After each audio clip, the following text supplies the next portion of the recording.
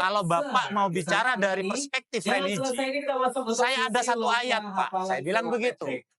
Bahwa ketika Allah mengadab, menghukum suatu kaum, itu pasti selalu didahului dengan adanya Rasul yang memberikan peringatan. Peringatan ya. Nah, gitu. Tapi kalau hanya dengan cuap-cuap di dalam video, itu justru meresahkan bagi para pengusaha yang lain. Sekali lagi, kami semua jadinya hidup dalam ketakutan. Betul. Iya, Bahkan ketika saya duduk di sini aja, saya takut. Siapa tahu besok-besok ada.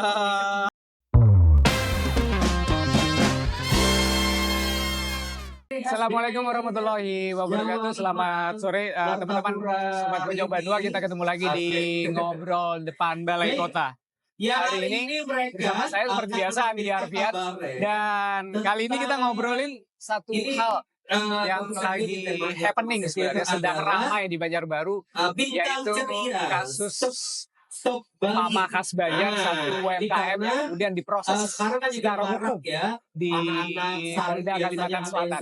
Hari ini sudah hadir tamu kita, narasumber kita.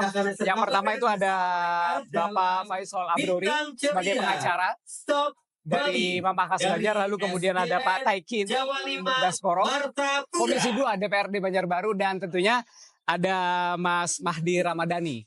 Ini tidak asing untuk pelaku UMKM di Banjarbaru terutama ya, juga sebagai pelaku UMKM dan juga HIPMI ya, Kalimantan Selatan. Nah, kita ngobrolin ini agak sensitif sebenarnya tentang kasus apa yang terjadi kepada Mama Khas Banjar ini. Saya ingin pertama kali ke Pak Faisal Abrori. Bagaimana sih awal-awal kasus ini gitu terjadi sampai kemudian Mama Khas Banjar disidangkan lah kasusnya. Bisa dijelaskan awalnya begitu, Pak? Silakan. Terima kasih Pojok Bandua yang sudah mengundang kami dalam podcast ini. Mungkin kita bicara kronologis ya. Jadi pada awalnya pada tanggal 6 Desember itu ada 2 orang personil dari kepolisian, yaitu dari Krimsus Polda Kalsel yang beralamat di Banjarmasin. Nah, itu datang untuk belanja. Yang kami sebut belanja ini seolah-olah mencari sesuatu yang itu sifatnya terlarang. Nah, biasanya model-model undercover buy itu dilakukan untuk mengidentifikasi apakah benar ada barang terlarang yang kemudian dijual. Nah, seperti itu. Tapi di sini ternyata tentang pelanggaran terhadap undang-undang perlindungan konsumen, yaitu dengan tidak dicantumkannya tanggal kadaluarsa dan label dagangan tersebut. Lalu berlanjut pada tanggal 9 itu datang lagi untuk kemudian melakukan penyegelan. Jadi di situ disegel untuk tidak boleh diperdagangkan karena dianggap melanggar undang-undang perlindungan konsumen. Yang akhirnya terus berlanjut sampai kemudian ditetapkan menjadi tersangka si owner Mama Khas Banjar ini pada tanggal 16 Januari. Nah, 16 Januari ini kemudian sudah mulai dijadikan tersangka, dan pada tanggal itu pula kami datang untuk kemudian mendampingi sebagai kuasa hukumnya. Ya. Tidak ada peringatan sebelumnya, tidak ada pemanggilan. Jadi seolah-olah seperti ada operasi intelligence mungkin ya. Tiba-tiba datang, ada hal yang dicurigai, mengirim tim intel begitu. Jadi tentang apa yang kemudian kita lakukan di lapangan ketika menjadi kuasa hukumnya Mama Khas Banjar itu adalah dengan mendatangi dinas-dinas terkait untuk memastikan, untuk mengetahui secara regulasi sebenarnya apa yang harus dilakukan ketika ditemukan hal-hal seperti ini. Ya. Nah, di situ kami datang ke dinas perdagangan yang ada di Banjarmasin. Ya. Lalu kita datang ke dinas perdagangan yang ada di Banjarbaru. Ya. Kita datang ke dinas perikanan yang dua-duanya itu di tingkat kota dan provinsi, itu dua-duanya ada di Banjarbaru. Dan semua itu mengatakan seharusnya tidak langsung pada pemidanaan, tetapi lebih kepada pembinaan. Begitu. Nah, di situ kami sudah punya modal untuk kemudian menemui penyidik untuk mempertanyakan kenapa ini kemudian dilakukan. Tapi ternyata apa yang kita sampaikan di depan penyidik merasa oh, ini sudah sesuai prosedur. Dengan bahasa yang disampaikan kepada kami waktu itu, nggak mungkin lah kami ini Polda salah prosedur. Ya. Jadi lebih baik Pak Faisal ikuti saja dulu, lebih jauh lagi nanti Bapak akan tahu bahwa kami tidak salah secara prosedural. Itu yang disampaikan. Iya. Dan bahkan agak-agak ini ya, bagaimana kemudian menampilkan sisi-sisi religinya. Bahwa tidak mungkinlah kami sesama muslim, itu mendolimi muslim yang lain katanya. Nah, karena saya sebagai advokat yang titel saya sebenarnya itu bukan sarjana hukum biasa, tapi sarjana hukum Islam. Ya. Di situ saya sampaikan, oh, kalau Bapak mau bicara dari perspektif religi, saya ada satu ayat, Pak. Saya bilang begitu. Bahwa ketika Allah mengadab, menghukum suatu kaum, itu pasti selalu didahului dengan adanya Rasul yang memberikan peringatan. Peringatan ya. Nah, gitu. Nah, ini kayaknya cocok nih, Pak. Kalau dimasukkan kepada case ini. Wa ma kunna mu'adzibina hatta nab'atsa rasulan katanya itu. Nah, di situ lebih jauh lagi para penyidik itu, wah itu maksudnya gimana tuh Pak? Nah, jadi saya sampaikan tuh di situ bahwa secara teori hukum Islam ini sudah saya lihat agak bermasalah ketika harus dipaksakan pemidanaannya. Lalu kemudian beriringnya perjalanan persidangan ini, bahkan besok hari Rabu ini kita sedang berupaya untuk menghadirkan ahli hukum, yaitu seorang profesor ahli hukum yang akan memberikan keterangan keahliannya di persidangan yang itu sejalan sejalan dengan apa yang saya katakan di ayat yang tadi kita sampaikan itu. Seperti itu. Ya, terlepas dari itu Pak Baskoro, saya ke Pak Baskoro. Apakah polisi sudah sesuai prosedur atau tidak gitu? Tapi sudah tepatkah langkah polisi melakukan hal ini gitu? Memproses Mama Khas Banjar kemudian menyidangkannya gitu, Pak? Iya, kami dari anggota DPRD Kota Banjarbaru tentu kami melihat dari perspektif politik ya, karena dari perspektif hukum yang lebih detail tadi sudah disampaikan oleh pengacara.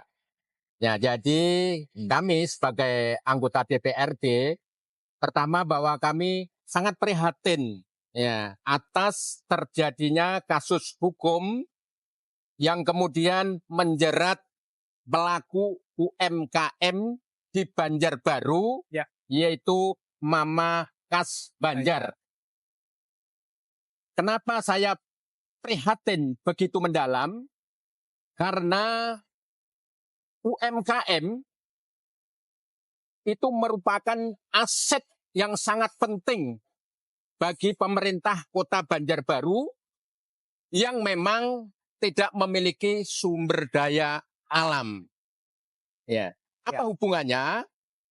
Karena ketika sebuah pemerintahan kabupaten kota memiliki sumber daya alam, maka investor perusahaan akan banyak berdiri, beroperasi, sehingga terjadilah penyerapan tenaga kerja. Nah, tetapi karena itu tidak dimiliki Banjarbaru, maka UKM lah yang selama ini membantu atas ketidakberdayaan Kota Banjarbaru untuk membuka lapangan kerja seluas-luasnya bagi warga Banjarbaru. Berdasarkan data yang kami peroleh dari Dinas Perizinan melalui OSS tahun 2024 ini yang mengurus perizinan IKM, UMKM itu 25.000. 25.000 ya. Katakanlah yang aktif berusaha itu separuhnya 12.500. Berapa tenaga kerja telah mereka ciptakan? Mampukah pemerintah Kota Banjarbaru membuka lapangan kerja sebanyak itu? Itu kalau 12.500 itu kalau tidak dikalikan. Kalau dikalikan 2 ya 25.000. 25.000. Maka sekarang yang sedang kami hadapi ketika ada kasus hukum yang melanda salah satu UMKM, maka ini ya akan menjadi presiden buruk Betul. bagi perjalanan UMKM Banjarbaru yang mulai pasca COVID itu mengalami kemajuan yang pesat karena mendapatkan perhatian dari pemerintah kota, provinsi, dan pusat. Kenapa pusat? Pasca COVID, UMKM Banjarbaru bahkan seluruh Indonesia itu mendapatkan bantuan tunai. Masing-masing adalah 2.400.000 untuk permodalan. Itu juga dinikmati oleh para UMKM yang ada di Banjarbaru. Maka tumbuhlah UMKM Banjarbaru menjadi sekian banyak. Nah, ketika ada satu yang tersakiti secara hukum, maka ini akan berdampak kepada yang lain. Yang lain menjadi resah, gelisah, terutama mereka yang bergerak di bidang pangan dan kuliner. Mereka resah, gelisah. Jangan-jangan ini nanti pada kiranya mereka juga akan terjerat oleh kasus yang sama. Ada rasa ketakutan ya? Ada rasa ketakutan di mana-mana. Bagaimana Mas Ramadhani memandang hal ini ya? 25.000 jumlah UMKM yang terdata di 2024 begitu ya. Kita tahu di beberapa kali di Indonesia ini terjadi krisis ekonomi dan selalu UMKM yang paling bertahan. Yang resisten terhadap perubahan ekonomi global gitu. Dan kita tahu bahwa juga pemerintah juga menyepakati bahwa UMKM adalah salah satu pilar ekonomi di Indonesia begitu. Nah, ketika terjadi hal ini terhadap Mama Khas Banjar, Mas Ramadhani sebagai pelaku UMKM bagaimana memandangnya? Baik, terima kasih atas kesempatannya. Kebetulan saya tergabung di berbagai asosiasi, antara lain UMKM juga. Di sana ketika mendengar berita ini, tentu sebagai saya pribadi dan teman-teman merasa resah. Kekhawatiran bahwa kami melakukan kesalahan yang belum adanya pembinaan, pemberitahuan, sehingga setiap harinya itu merasa dalam ketakutan. Dari kami, UMKM tentunya sangat percaya terhadap aparat hukum. Karena bagaimanapun mereka lah yang melindungi warga dari berbagai pelanggaran hukum. Namun ketika dibenturkan dengan regulasi yang di mana kami UMKM ini tentunya berbeda dengan perusahaan-perusahaan besar. Mereka punya tim legal, mereka punya akunting. UMKM ini sendiri menghitung HPP saja masih kelimpungan. Apalagi ketika berhadapan dengan regulasi yang sedemikian banyak, berubah-ubah, berbeda pemerintahan, beda lagi aturan. Dan akhirnya kami sendiri merasa tertekan. Harapannya hal ini bisa cepat diselesaikan dengan fokus mencari solusi. Di mana saya juga melihat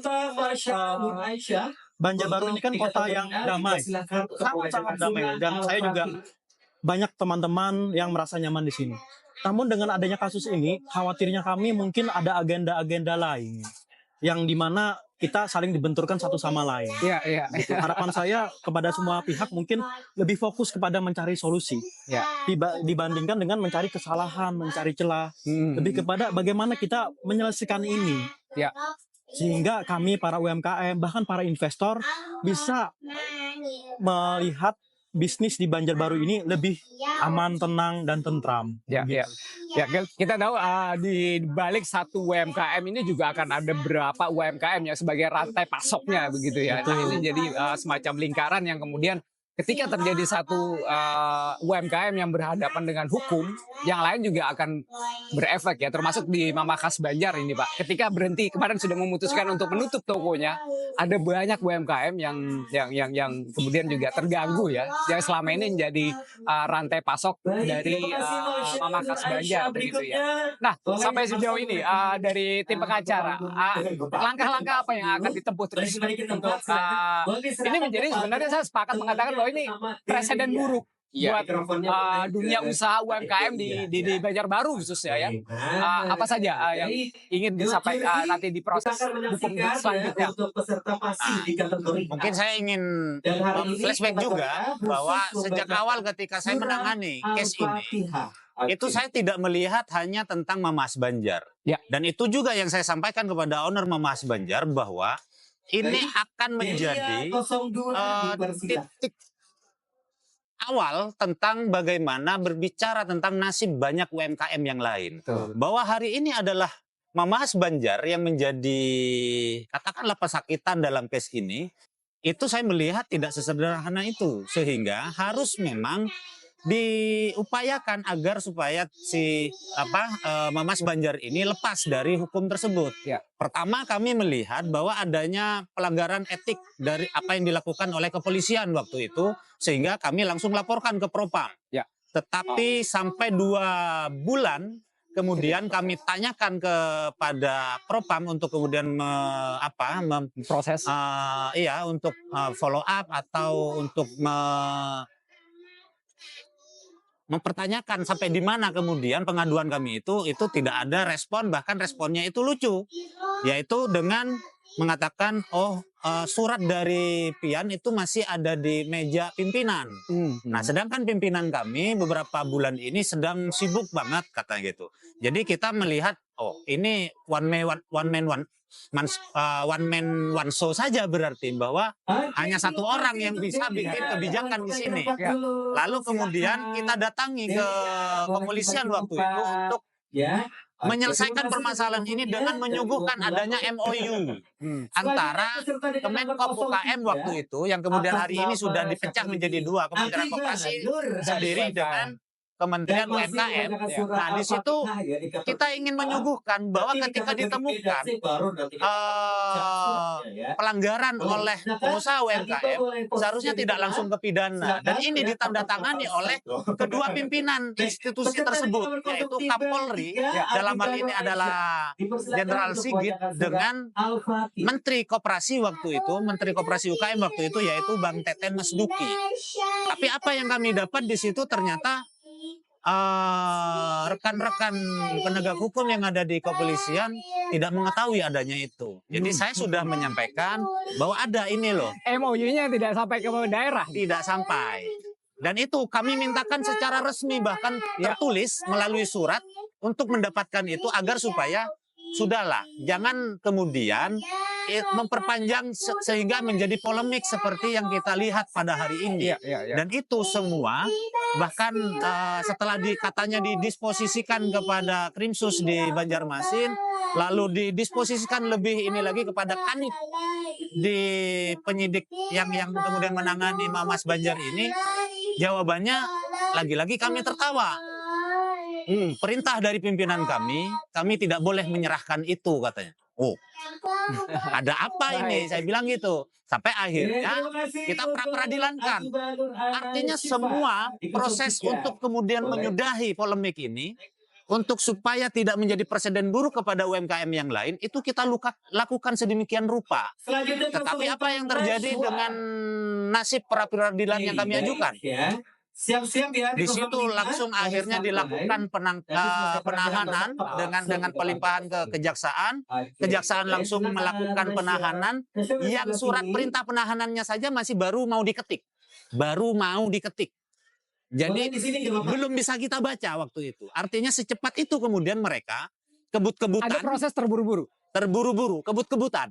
Nah, dari situ akhirnya kami melihat, wah ini terancam digugurkan pra-peradilan kami. Sehingga kami langsung menyiapkan surat pemberitahuan untuk kemudian Pengadilan Negeri Banjarbaru, Pengadilan Negeri Banjarmasin untuk memperhatikan jangan sampai kemudian pra-peradilan kami yang sudah dijadwalkan di Pengadilan Negeri Banjarmasin itu digugurkan dengan cara mempercepat sidang pokok perkaranya. Nah, itu yang biasa terjadi di dunia hukum. Sebagai praktisi biasanya paham tentang itu. Baik. Nah, ini ke Pak Baskoro. Pak, ini salah satunya Komisi 2 DPRD nih, Pak Baskoro, Ibu Emi, Pak Halis, Pak Samsuri. Ini kayaknya paling getol nih mendampingi Mama Khas Banjar ini. Sampai dengan hari ini, Pak, langkah-langkah apa saja yang akan ditempuh atau sudah ditempuh oleh Komisi 2 DPRD Kota Banjarbaru, Pak? Iya. Semenjak Komisi 2 menerima permohonan audiensi dari kuasa Mama Khas Banjar, langsung kita adakan rapat audiensi yang melibatkan Mama Khas Banjar itu sendiri, lalu kemudian ala Dinas Koperasi Usaha Mikro Banjarbaru, serta Dinas Perdagangan Kota Banjarbaru dan juga BPOM untuk membahas bagaimana masalah ini bisa terjadi. Ya. Ya, itu sudah kita lakukan. Nah, dari situlah Komisi 2 tidak berhenti. Dari hasil rapat tersebut, kita bergerak, berkoordinasi kepada instansi-instansi yang terkait dalam hal ini. Dan kemudian kita mengajukan audiensi ke Komisi 7 DPR RI. Ya. Dan alhamdulillah dikabulkan, maka terselenggaralah RDP, Rapat dengar pendapat. Oke. dengan Komisi 7 DPR RI yang ternyata memberikan dukungan yang luar biasa terhadap perjuangan kita terkait dengan kasus Mama Khas Banjar ini. Terbukti keesok harinya kita langsung dipertemukan dengan menteri yang membidangi hal ini, Menteri UMKM dan Koperasi. Lagi-lagi mendapatkan dukungan yang luar biasa. Setidak-tidaknya ada 2 hal bentuk yang sudah real beliau berikan kepada Mama Khas Banjar. Pertama, dukungan saksi ahli dari kementerian pada persidangan tanggal 5 kemarin.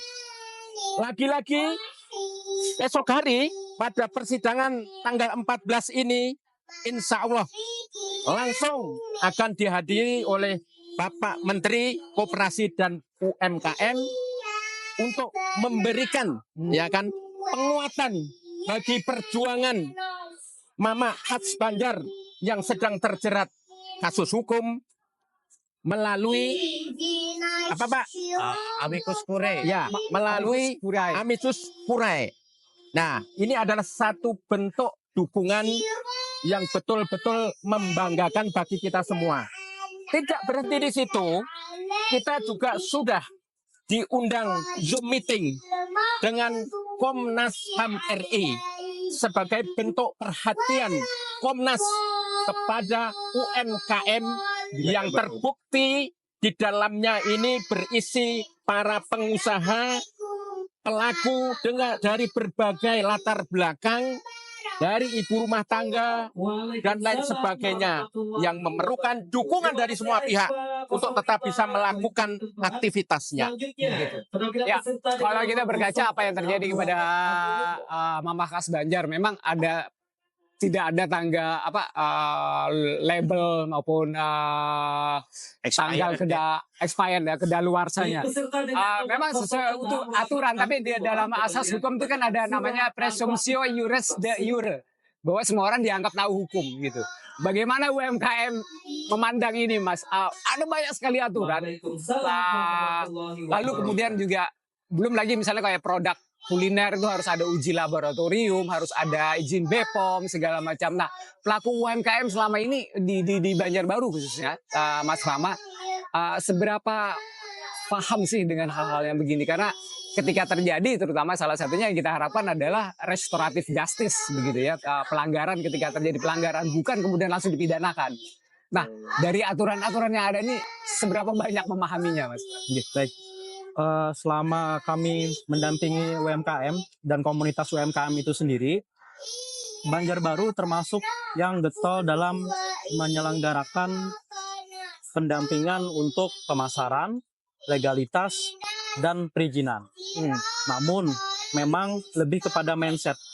Sebanyak-banyaknya dari dinas-dinas Banjarbaru ini menyebarkan informasi pendampingan, namun ada titik-titik yang tidak tercapai. Apakah karena kesibukan atau karena anak merasa tidak perlu. Pada dasarnya untuk Banjarbaru ini sendiri sudah cukup, sudah bagus dalam memberikan bahwa setiap izin itu, setiap usaha UMKM harus ada izin KIRT dan lain-lain. Namun tidak dipungkiri akan masih ada celah-celah di mana orang-orang yang masih belum tahu, baik dari yang benar-benar mikro sampai skala menengah ke atas. Di situ memang perlunya kesadaran dari semua pihak baik dari UMKM atau dari warga untuk agar para UMKM ini disampaikan bahwa jika belum lengkap agar melengkapi. Setahu saya, ketika mereka disampaikan itu, mereka akan berusaha untuk melengkapinya. Jadi adanya bimbingan tadi, baik dari internal, eksternal, dari pelanggan juga, dari pihak-pihak berwenang, dari UMKM itu siap untuk melengkapi perizinan dan regulasi yang ada. Namun memang dari 25.000 itu mungkin tidak semuanya yang memahami. Yang bisa tercover ya, memang tidak Betul. mudah ya. Dan saran saya besok ketika ada NIB itu adalah suatu OSS, suatu sistem yang baik. Namun bisa kita tambahi lagi untuk lebih lengkapnya ketika mengurus NIB ataupun OSS, dilengkapi mereka sudah sampai mana perizinannya. Jika ada yang belum, bisa ditindaklanjuti oleh dinas-dinas terkait untuk penyuluhan agar segera melengkapi tadi untuk menghindari hal-hal seperti ini. Begitu. Nah, ini menjelang persidangan Pak Faisal dan Pak Baskoro, muncul narasi-narasi unggahan-unggahan konten yang kemudian juga menyudutkan Mama Khas Banjar begitu ya. Sudah ini Bapak-bapak memandangnya seperti apa nih Pak Faisal misalnya? Itu kita dapatkan dari klien kita Ya. bahwa mereka sedang digiring seolah-olah katakanlah akibat tutupnya itu bukan karena kriminalisasi ini, tetapi lebih kepada bahwa pernah ada kejadian kasirnya itu mencuri, kan gitu kan. Nah, lalu juga dibangun opini di masyarakat menjelang sidang besok ini bahwa Mama Khas Banjar itu sudah pernah dilakukan teguran dari beberapa dinas, katanya seperti itu. Nah, itu yang sejak awal kita cari dulu. Ya. Artinya sebelum kita datang ke kepolisian bahkan kita mencari informasi itu dari dinas-dinas. Bahkan dinas-dinas terkait yang kita datangi itu mereka tidak pernah kemudian melihat, oh ini nggak wajar kalau kemudian langsung kepolisian yang melakukan penindakan. Karena ini masih pada ranah pembinaan kan seperti itu. Kalaupun kemudian dianggap Mama Khas Banjar ini melakukan pengulangan pelanggaran katakan, yang sebenarnya itu bukan pelanggaran yang disengaja, tetapi lebih kepada memang masih butuhnya pembinaan secara berkelanjutan untuk memahami seperti yang dikatakan oleh Mas Madi tadi, bahwa kerap kali perubahan regulasi kemudian membuat akses terhadap pengetahuan mengenai regulasi itu para pengusaha UMKM itu tidak paham. Iya. Nah, lalu dimunculkan seolah-olah itu terjadi, padahal ini yang kemudian saya bilang kepada klien untuk sudah tidak perlu kemudian menanggapi hal itu karena toh dalam persidangan semua itu tidak pernah muncul sebagai fakta persidangan. Jadi fakta material katakan terjadi seperti yang narasi justru itu terlambat, itu justru sebelumnya di pengadilan itu dalam persidangan tidak pernah muncul seperti itu. Bahkan ketika Dinas Perdagangan Provinsi yang dijadikan sebagai ahli oleh APH dalam hal ini untuk mempertegas bahwa tindakan dari kepolisian itu sudah benar. Dan di situ kita penasaran karena sebelumnya kita sudah bertemu lebih dulu. Dan di situ akhirnya teknik strategi kita dengan pertanyaan-pertanyaan kita untuk kemudian mengetahui mau kemana arah dari Pak Simanjuntak kalau nggak salah namanya waktu itu. Akhirnya ternyata semua keterangan beliau itu meringankan kami semua. Tetapi kenapa kemudian harus dibuat narasi seolah-olah polemik ini itu benar adanya tetapi di persidangan sudah terlewatkan gitu loh. Dan pada faktanya memang tidak pernah ada teguran Tidak dari pernah dinas ada. terkait maupun kepolisian. Bahwa ada pengawasan dalam rangka untuk pembinaan. Nah itu ini Bu ketika ditemukan dagangan yang kemudian tidak ada label atau size font bahkan dalam neto katakan ini kurang besar katanya gitu. Jadi itu ada alat ukurnya tersendiri.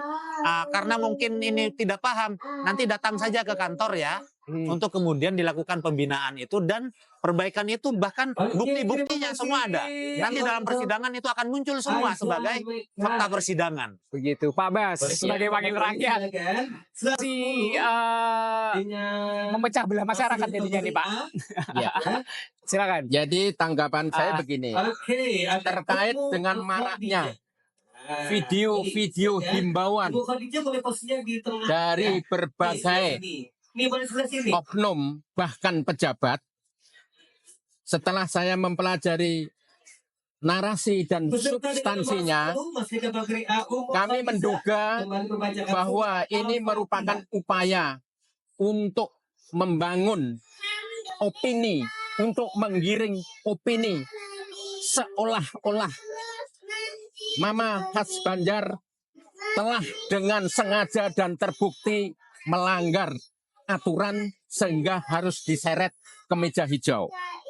Itu yang saya cermati. Nah, terhadap upaya ini tentu kami menyayangkan.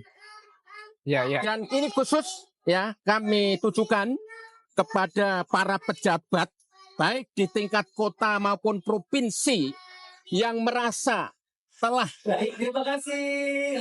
memberikan informasi lewat video berupa himbauan agar para pengusaha UMKM mentaati peraturan perundang-undangan. Saya katakan bahwa itu bukan cara pembinaan yang baik dan benar.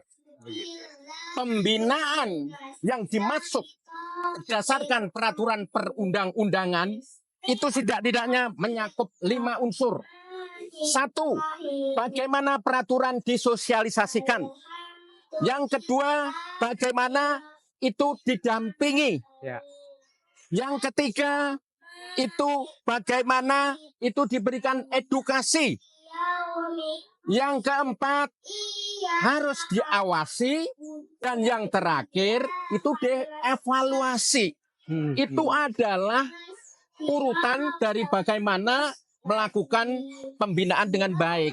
Tapi kalau hanya dengan cuap-cuap di dalam video, itu justru meresahkan bagi para pengusaha yang lain. Seperti divonis bersalah di luar persidangan ya. Ya, catatan buat para pejabat kota dan provinsi, mohon hal ini dipahami dengan sebaik-baiknya. Baik. Oke, kita sudah tiba di akhir kebersamaan kita, dan kemarin kami juga sudah mewawancarai beberapa masyarakat tentang Mama Khas Banjar, kasus yang sedang terjadi. Nanti juga bisa ditayangkan bersama di podcast ini ya. Oke, terakhir saya ke Mas Ramadhani. Harapannya Mas sebagai pelaku UMKM, ketika muncul kasus ini, lalu harapannya Mas Ramadhani personal sebagai pribadi kepada Mama Khas Banjar. Silakan.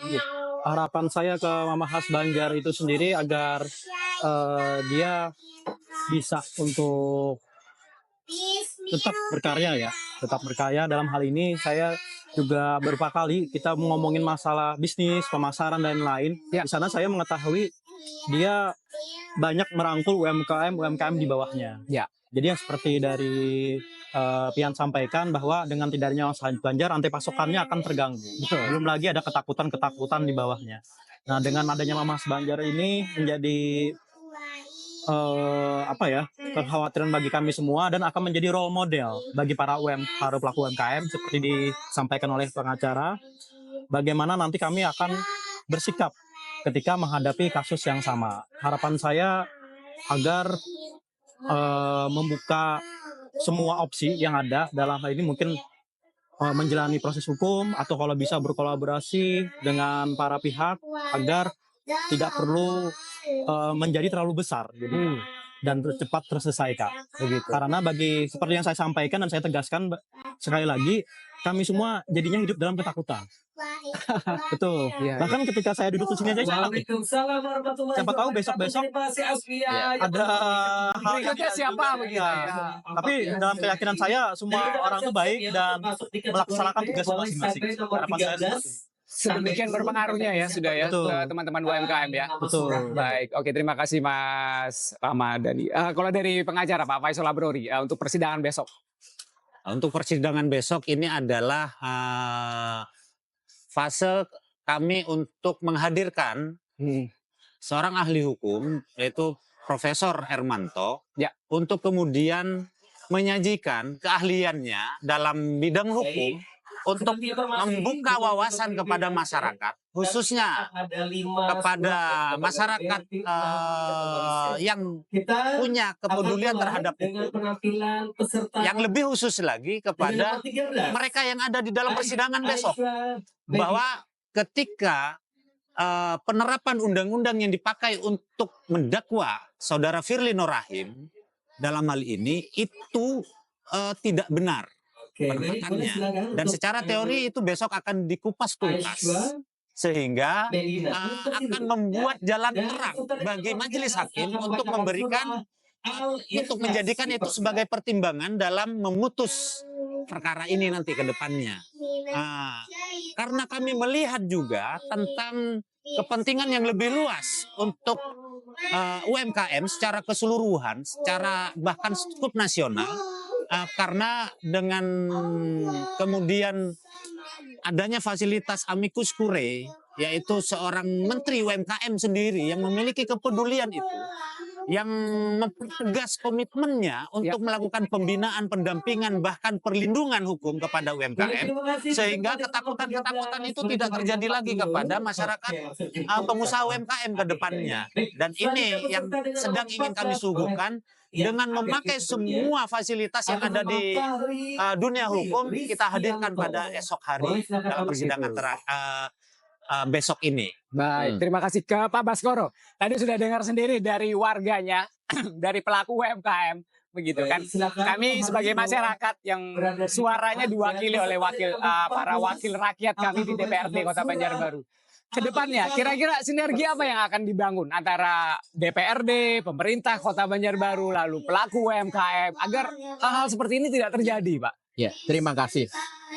Pengalaman pahit yang terjadi di dunia usaha kecil menengah ini tidak boleh terulang lagi. Oleh sebab itu, semua stakeholder harus bisa menjadikan masalah ini sebagai pelajaran yang berharga. Begitu juga Dewan Perwakilan Rakyat Daerah. Kami ke depan tentu ingin lebih fokus di dalam melakukan pengawasan terkait hal ini bersama dengan dinas-dinas yang menjadi mitra kami ataupun dinas provinsi yang menjadi mitra juga, dan juga lembaga-lembaga vertikal yang terkait, sehingga kasus ini tidak akan terulang kembali. Itu adalah jaminannya. Terima kasih kami ucapkan. Terima kasih Pak Baskoro, Pak Faisal Abrori, Mas Ramadhani, dan teman-teman Sobat Pojok Bandua. Ini yang perlu kita catat dan ingat, bahwa sejarah di negara Indonesia ini sudah mencatat 3 kali krisis ekonomi, termasuk yang terbaru ketika krisis pandemi COVID-19. UMKM menjadi salah satu yang paling resisten, terus berkembang, dan angka 25.000 UMKM yang ada di Banjarbaru itu bukan sekedar angka, tapi ini juga inilah yang selama ini menghidupi Kota Banjarbaru. Satu UMKM, ada satu UMKM lagi yang ada di belakangnya. Dibina bukan digebuk. Itu dia yang harus dilakukan oleh penegak hukum di Indonesia ini ketika berhadapan dengan UMKM. Saya Andi Arfian, berterima kasih untuk kehadiran Bapak-Bapak, dan kita ketemu lagi di Ngobrol depan Balai Kota yang lain. Terima kasih. Wassalamualaikum warahmatullahi wabarakatuh.